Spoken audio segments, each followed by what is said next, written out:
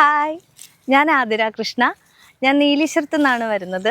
ഞാൻ ഇന്നിപ്പോൾ ഇവിടെ വരാൻ കാരണം മഹിളാരത്നം മാഗസീൻ്റെ ഒരു ഫോട്ടോഷൂട്ടിന് വേണ്ടിയിട്ടാണ്. എന്നെ സംബന്ധിച്ചിടത്തോളം ഈ ഷൂട്ട് എന്ന് പറയുന്നത് ഒരു സ്പെഷ്യൽ ഷൂട്ടാണ്. ഞാൻ രഘു സാറിനെ പരിചയപ്പെടുന്നത് ഒരു 4 വർഷം മുന്നാണ്.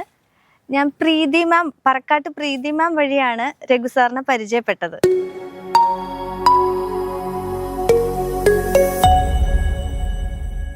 ഫൈനലി ആ ഡേ എത്തി.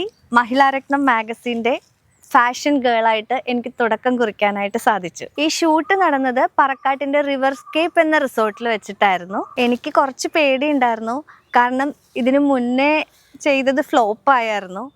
അപ്പോൾ എനിക്ക് മെൻ്റലി ഞാൻ കുറച്ച് ഡൗൺ ആയിപ്പോയി. പക്ഷേ സാറായിട്ടുള്ള സംസാരത്തിൽ സാർ എന്നെ മാക്സിമം മോട്ടിവേറ്റ് ചെയ്ത് സപ്പോർട്ട് ചെയ്ത് എന്നോട് മുന്നോട്ട് സാറാണ് എന്നെ കൊണ്ടുവന്നത്.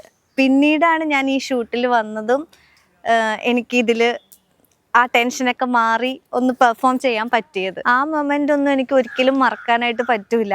അതിന് എന്നെ സപ്പോർട്ട് ചെയ്ത് എനിക്ക് ഇങ്ങനൊരു അവസരം ഒരുക്കി തന്ന രഘു സാറിന് ഒരുപാട് നന്ദിയുണ്ട്. പിന്നെ നമ്മുടെ കോസ്റ്റ്യൂമിനെ പറ്റി പറയുകയാണെങ്കിൽ, ഞാൻ അന്ന് ധരിച്ചത് ഒരു അനാർക്കലി ടൈപ്പ് ഫ്രോക്കായിരുന്നു.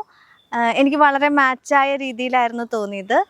അതെനിക്ക് പ്രൊവൈഡ് ചെയ്തത് ഗംഗ ഫാഷനായിരുന്നു. പിന്നെ മേക്കപ്പിനെ പറ്റി പറയുകയാണെങ്കിൽ, എന്നെ അന്ന് മേക്കപ്പ് ചെയ്തത് ഇൻ്റർനാഷണൽ ഫാഷൻ ക്രിസ്കോയിലെ പ്രിയ ചേച്ചിയായിരുന്നു ചെയ്തത്.